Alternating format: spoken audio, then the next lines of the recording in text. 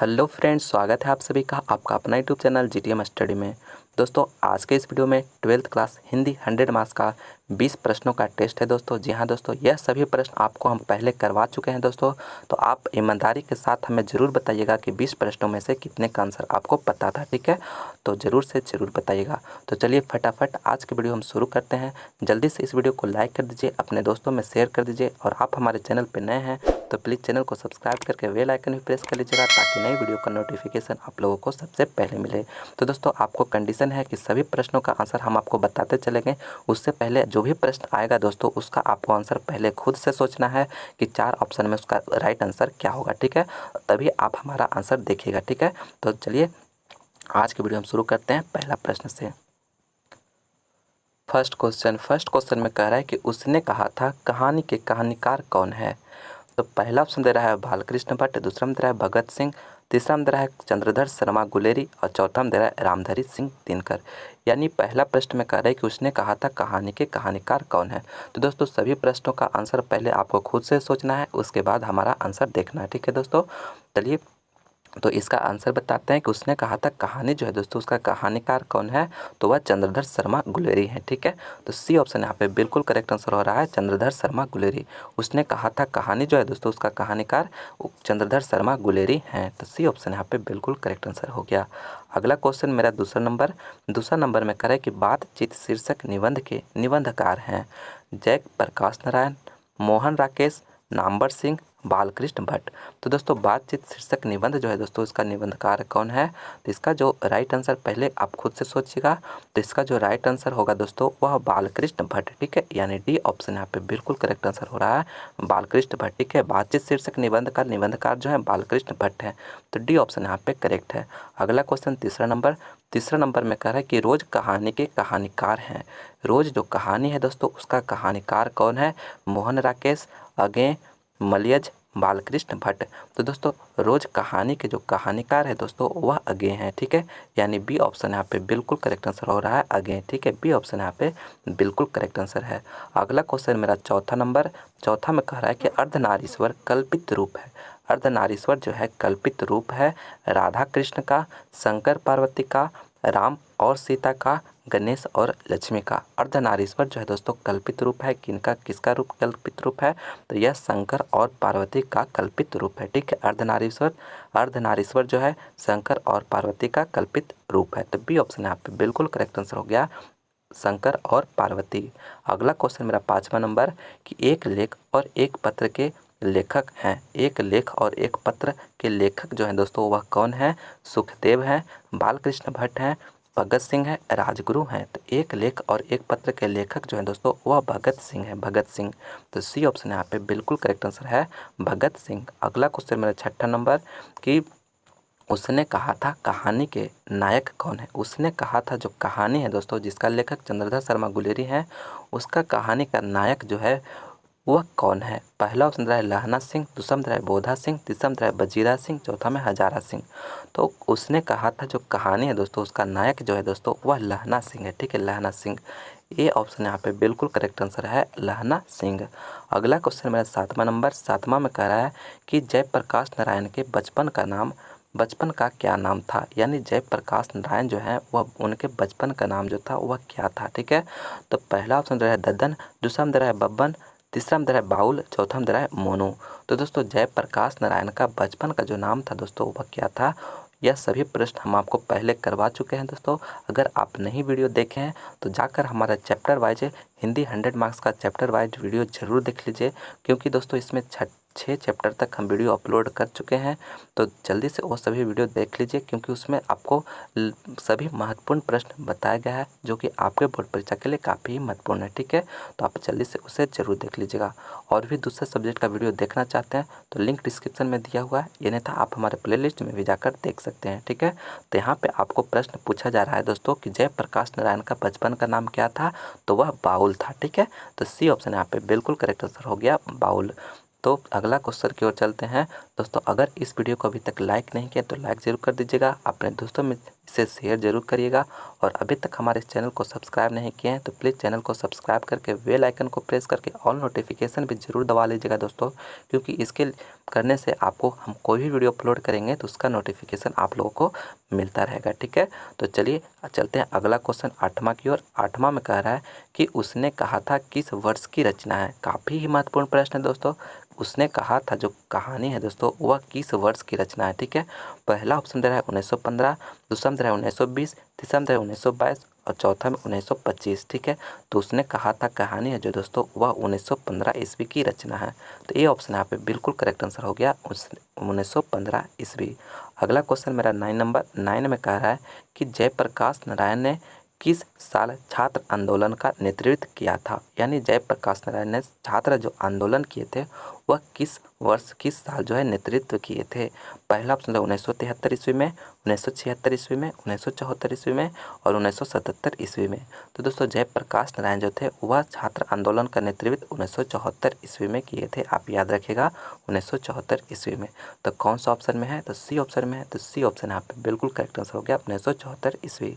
अगला question 10वां number कि अज्ञे के पिता का नाम था। अज्ञे जी का जो पिता का नाम था दोस्तों वह क्या था। दयानंद शास्त्री, डॉक्टर हीरानंद शास्त्री, डॉक्टर अभयानंद शास्त्री और डॉक्टर अच्युतानंद शास्त्री।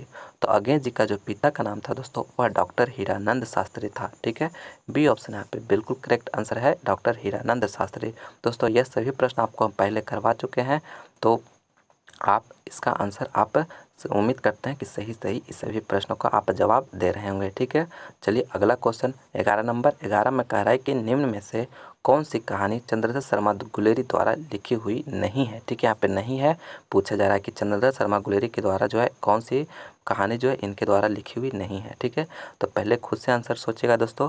पहला ऑप्शन दे रहा है सुखमय जीवन, दूसरा में दे रहा है बुद्धू का कांटा, तीसरा में दे रहा है उसने कहा था और चौथा में हारे को हरि राम। ठीक है, तो देखिए चंद्रधर शर्मा गुलेरी के द्वारा लिखी हुई जो नई कहानी है दोस्तों वह हारे को हरि राम। ठीक है, हारे को हरि राम जो है चंद्रधर शर्मा के गुलेरी के द्वारा लिखा हुआ नहीं है। ठीक है, तो इसलिए डी ऑप्शन यहाँ पे बिल्कुल करेक्ट आंसर है। ठीक है, और बाकी जो 3 है दोस्तों सुखमय जीवन, बुद्धू का कांटा, उसने कहा था, यह जो है कहानी यह चंद्रधर शर्मा गुलेरी के द्वारा ही लिखा हुआ है। ठीक है, तो आप इसे भी जरूर याद रखिएगा, आपके एग्जाम में पूछेगा कि सुखमय जीवन जो है किसकी रचना है, तो आप याद रखिएगा तभी तो आप आंसर उसका कीजिएगा।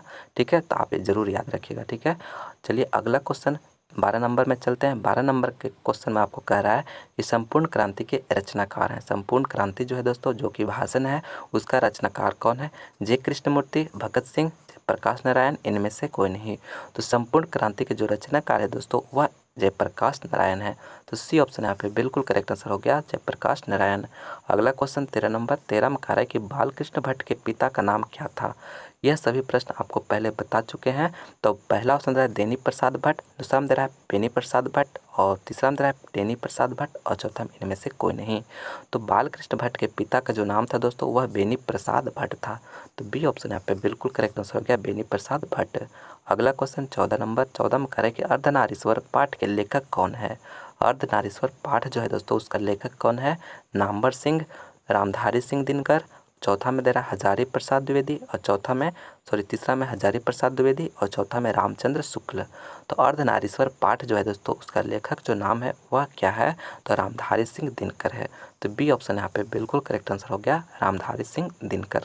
अगला क्वेश्चन की ओर चलते हैं 15 नंबर में करें कि रोज कहानी की नायिका है। रोज कहानी की नायिका है सालवती, लीलावती, मालती और चंपा। तो दोस्तों रोज कहानी जो है उसका जो नायिका है दोस्तों वह क्या है, तो मालती है। मालती जो है इस कहानी का नायिका है। तो सी ऑप्शन यहाँ पे बिल्कुल करेक्ट आंसर हो गया मालती। दोस्तों अगर अभी तक इस वीडियो को लाइक नहीं किया तो लाइक जरूर करिएगा, अपने दोस्तों में से ज़्यादा शेयर जरूर करिएगा दोस्तों। और अभी तक हमारे चैनल को सब्सक्राइब नहीं किया तो प्लीज़ चैनल को सब्सक्राइब भी जरूर कर लीजिएगा। दोस्तों आपको संडे को जो भी हम सब्जेक्ट पढ़ाएंगे उसका संडे को टेस्ट लिया जाएगा दोस्तों, जो कि इस टेस्ट जो है 20 प्रश्नों का टेस्ट है दोस्तों। तो आप 20 प्रश्न में से कितने का आंसर आप जानते थे सही उसका आप कमेंट करके लास्ट में हमें ज़रूर बताइएगा। ठीक है, और दोस्तों यह टेस्ट आपको कैसा लगा ये भी हमें ज़रूर बताइएगा। चलिए अगला क्वेश्चन चलते हैं 16 नंबर की ओर। 16 नंबर में कह रहा है कि बालकृष्ण भट्ट किस काल के रचनाकार हैं। पहला ऑप्शन है आदिकाल, दूसरा में है भक्ति काल, तीसरा में है रीतिकाल, चौथा में आधुनिक काल।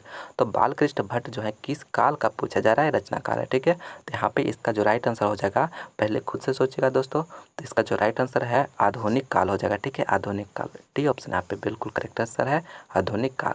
यहाँ पे एक क्वेश्चन आपसे और पूछा जाता है दोस्तों कि बालकृष्ण भट्ट जो है किस युग के रचनाकार हैं। ठीक है, युग पूछेगा तो किस युग के रचनाकार हैं, तो वहाँ पर आंसर जो हो जाएगा भारतेंदु युग। ठीक है, आप इसे भी याद रखिएगा, ये भी काफ़ी महत्वपूर्ण प्रश्न है। ठीक है, किस युग के पूछेंगे तो भारतेंदु युग के थे, और काल पूछेंगे तो आधुनिक काल। ठीक है, तो दोनों प्रश्न आप याद रखिएगा। अगला क्वेश्चन 17 नंबर में करे कि रिकंस्ट्रक्शन ऑफ इंडियन पॉलिटी किसकी रचना है। रिकंस्ट्रक्शन ऑफ इंडियन पॉलिटी जो है किसकी रचना है, तो पहला ऑप्शन है जवाहरलाल नेहरू, दूसरा में है भगत सिंह, तीसरा में है मदन मोहन मालवीय, और चौथा में जयप्रकाश नारायण। तो रिकंस्ट्रक्शन ऑफ इंडियन पॉलिटी की जो रचनाकार है दोस्तों, किसकी रचना जो है, तो यह जयप्रकाश नारायण की रचना है। तो डी ऑप्शन यहाँ पे बिल्कुल करेक्ट आंसर है, जयप्रकाश नारायण। ठीक है, रिकंस्ट्रक्शन ऑफ इंडियन पॉलिटी किसी की रचना है, तो जयप्रकाश नारायण की। तो डी ऑप्शन करेक्ट है। अगला क्वेश्चन मेरा 18 नंबर कह रहा है कि मालती के पति का नाम क्या था। दोस्तों, जो रोज कहानी का नायिका जो मालती है, उसका पति का नाम जो है वह क्या है, योगेश्वर है, महेश्वर है, राजेश्वर है, परमेश्वर है। तो मालती का जो पति का नाम है वह महेश्वर है। ठीक है, महेश्वर। तो बी ऑप्शन यहाँ पे बिल्कुल करेक्ट आंसर है, महेश्वर। महेश्वर जो है दोस्तों, यह डॉक्टरी पेशा से रिलेटेड है, ये भी आप याद रखिएगा, एग्जाम में पूछा जाता है कि जो महेश्वर पात्र है वह किस अपने पेशा से जुड़ा हुआ है, तो वह डॉक्टर है। ठीक है, तो इसे भी याद रखिएगा। अगला क्वेश्चन 19 नंबर 19 में कह रहा है कि उसने कहा था किस प्रकार की कहानी है। काफ़ी महत्वपूर्ण प्रश्न है। तो दोस्तों, उसने कहा था किस प्रकार की कहानी है। पहला ऑप्शन है चरित्र प्रमाण, दूसरा है कर्म प्रधान, तीसरा है धर्म प्रधान, और चौथा है भाव प्रधान। ठीक है, तो उसने कहा था जो कहानी है वह कर्म प्रधान कहानी है। ठीक है, तो बी ऑप्शन यहाँ पे बिल्कुल करेक्ट आंसर है, कर्म प्रधान। अगला क्वेश्चन 20वां नंबर में कह रहा है कि आर्ट ऑफ कन्वर्सेशन कहाँ के लोगों में सर्वाधिक प्रचलित है। काफ़ी महत्वपूर्ण प्रश्न है दोस्तों। आर्ट ऑफ कन्वर्सेशन जो है कहाँ के लोगों में सर्वाधिक प्रचलित है। अब पहला ऑप्शन है अफ्रीका के, दूसरा है भारत के, तीसरा है यूरोप के, और चौथा में कनाडा के। तो दोस्तों, आर्ट ऑफ कन्वर्सेशन जो है सर्वाधिक प्रचलित है यूरोप के लोगों में। ठीक है, यूरोप के लोगों में। तो सी ऑप्शन यहाँ पे बिल्कुल करेक्ट आंसर हो गया, यूरोप के लोगों में। तो सी ऑप्शन यहाँ पे करेक्ट है। ठीक है, तो फाइनली दोस्तों, हम इस वीडियो में 20 प्रश्नों का टेस्ट हम कंप्लीट कर चुके हैं दोस्तों। आपको बताना है कि 20 प्रश्न में से कितने का आंसर आप सही किए हैं। ठीक है, तो आप हमें ईमानदारी के साथ ज़रूर बताइएगा दोस्तों। अभी से अगर आप शुरू से ही मेहनत करते चलते हैं दोस्तों, तभी आपका बोर्ड एग्जाम में 400 प्लस मार्क्स लाइएगा। ठीक है दोस्तों, अभी से ही आप शुरू से ही मेहनत करते चलिए, और जो भी प्रश्न का आंसर आप नहीं जानते थे तो उसे आप अपने कॉपी में नोट जरूर कर लीजिएगा दोस्तों, क्योंकि अगर वही प्रश्न आपको फिर एग्जाम में पूछे तो आप उसे सही आंसर कर सके। ठीक है, तो जो गलत हुआ है उसे आप कॉपी में नोट जरूर करिएगा। तो चलिए, मैं उम्मीद करता हूँ कि यह वीडियो आपको पसंद आया होगा। तो प्लीज़ जैसे लाइक करें, अपने दोस्तों में ज़्यादा से ज़्यादा शेयर करें, और आप हमारे चैनल पर नए हैं तो प्लीज़ चैनल को सब्सक्राइब करके बेल आइकन भी प्रेस कर लीजिएगा, ताकि नए वीडियो का नोटिफिकेशन आप लोगों को सबसे पहले मिले। ठीक है।